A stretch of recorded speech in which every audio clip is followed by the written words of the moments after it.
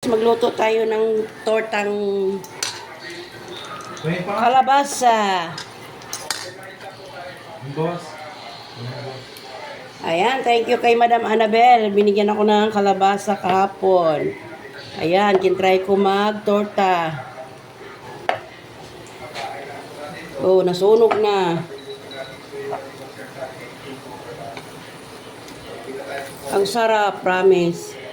Tipid ulam pa. Ang nilagay ko dito ay crispy fry, tapos itlog, at saka cornstarch konti, tapos paminta na powder.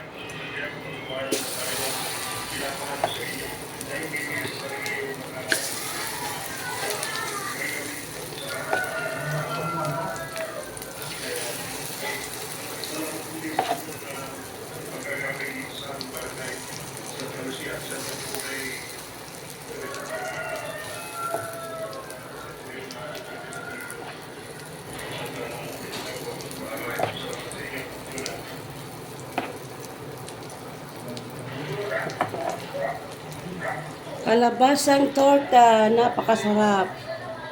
Oh, di ba? Ito na yung luto, oh. Masustansya pa.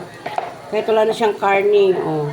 Kalabasa lang to, lagyan ko lang ng paminta at saka itlog, crispy fry at saka yung cornstarch.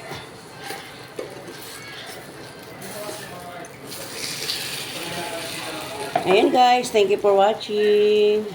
Try nyong lutuin to. Ginaya ko lang din to eh.